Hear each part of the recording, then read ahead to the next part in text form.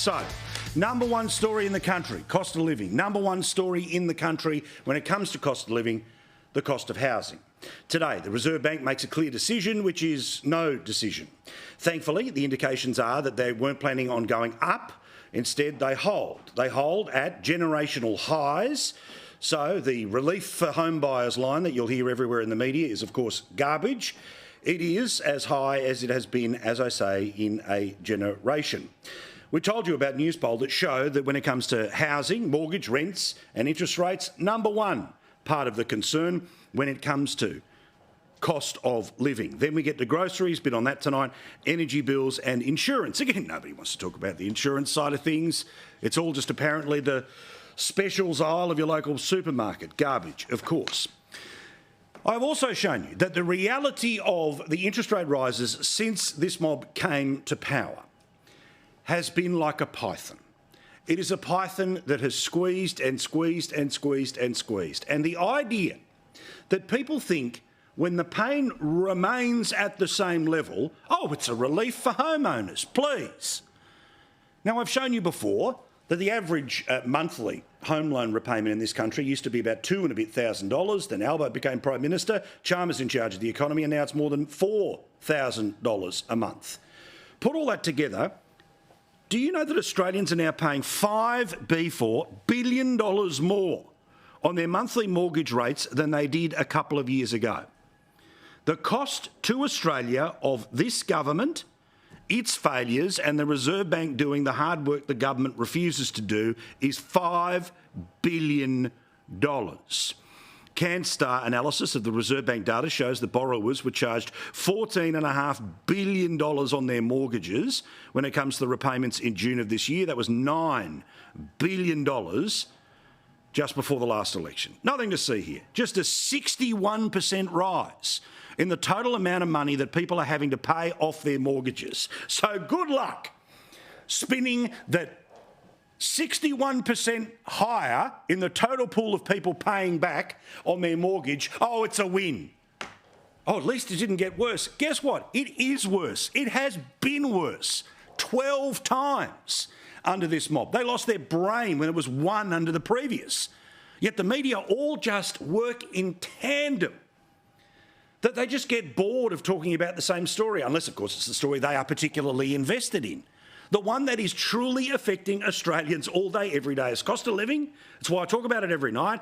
And the very significant part of it are people trying to pay off their house. Now, I want them to cut rates. Of course, I'm paying off a mortgage just like a third of the country. But the reason it's not happening, when it is happening in places like the United States, is because our inflation higher, our growth rate lower. The Australian dollar has gone backwards under this mob. All of this very boring. Not as exciting as many of the things that we talk about on TV and you might hear on the radio, but this is the drumbeat of pressure on our fellow Australians. Now, what about Grim Jim? Again, these people think you are so stupid and you have no memory, or because you watch Sky News, oh, you're such a small and insignificant number of people. Garbage. You know where the message goes. You are the people who lead the debate in your family. You can 10x the information that you hear on this program. Chalmers had the stones today to pretend that he's in complete lockstep with the Reserve Bank. He wouldn't dare criticise them. Oh, I don't preempt and I don't second-guess decisions taken by the Independent Reserve Bank. I've made that very clear repeatedly. Bulltish! You know that and I know that. It's not even a month ago that this bloke was trying to pull off on this Reserve Bank governor what he put off on the last Reserve Bank governor, which was moustache-twirling Reserve Bank is the real one ruining the world, not the government who has failed to clip its own sales. Instead, they are spending more money than ever before while taking in more tax than ever before, but the tax is slowly going to run out because places like China are starting to slow down. And the structural deficit, which means tens of billions of dollars, which are constantly being added by this government to the permanent settings of the budget, mean we are in deficit for the next 25 years, meaning every single one of those deficits will be added to every single previous deficit, and the more than $1 trillion that is currently in debt goes through the roof. Oh, but today was the good day because there was no increase in interest rates. Well, here he is again a month ago, absolutely bashing the Reserve Bank. The combination of global economic uncertainty and higher interest rates is smashing household budgets and slowing our economy considerably.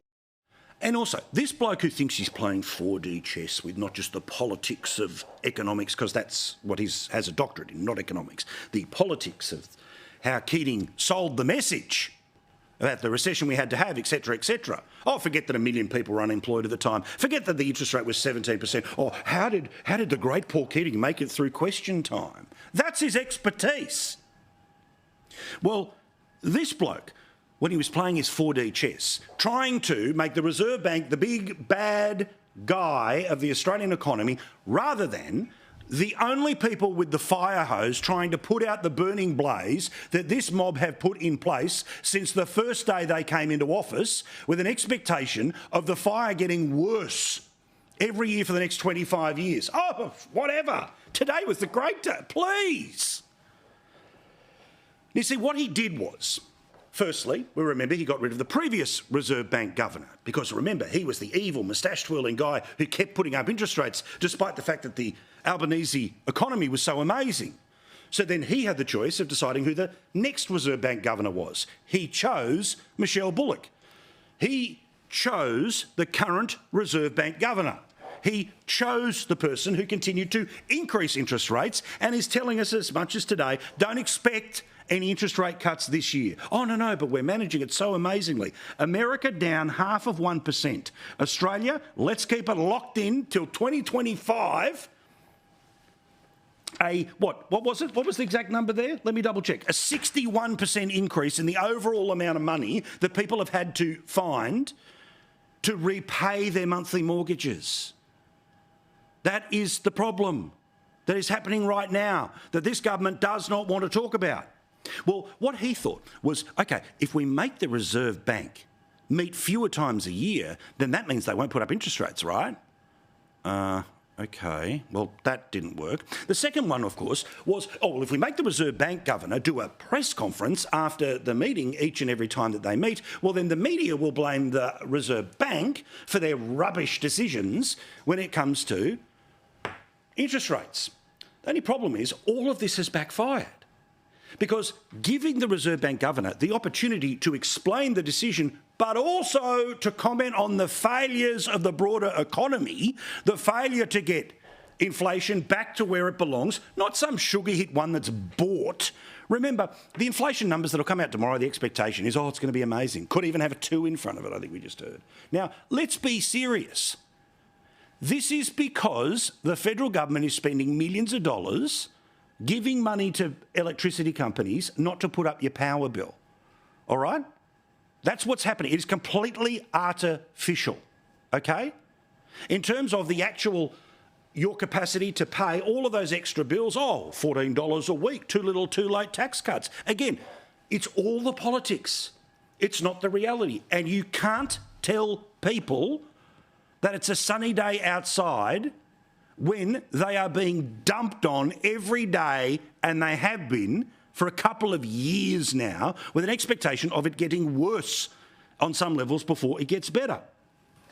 So again, the 4D chess of, oh, if the Reserve Bank governor has to give a speech, well, then everyone will blame the governor. No, the governor gets to make a almost monthly statement about how bad the federal government is and how their rosy picture is exactly that.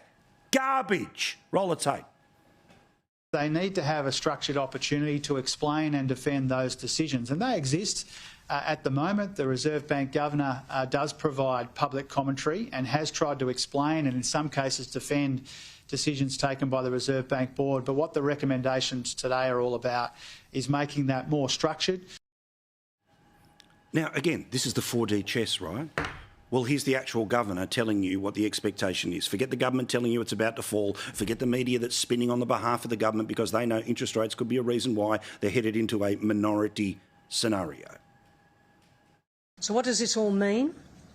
Well, the recent data, I think you'd agree, have been a little mixed, but overall they reinforce the need to maintain a restrictive monetary policy stance and remain vigilant to the upside risks to inflation. The board needs to be confident that inflation is moving sustainably towards the target before any decisions are made about a reduction in interest rates. Oh, you mean the serious people know the difference between inflation rates that are bought off by stunts that only last 12 months that result in a $25 credit on your power bill versus a structural change of $275, which, remember, was their promise. But you're not allowed to mention that because the modelling has changed. Honestly, look, I get it. If this was a second-term government, we'd be talking about them getting swept from office. It's a first-term government. Australians don't burn them out. I'll show you some polling data about all that later.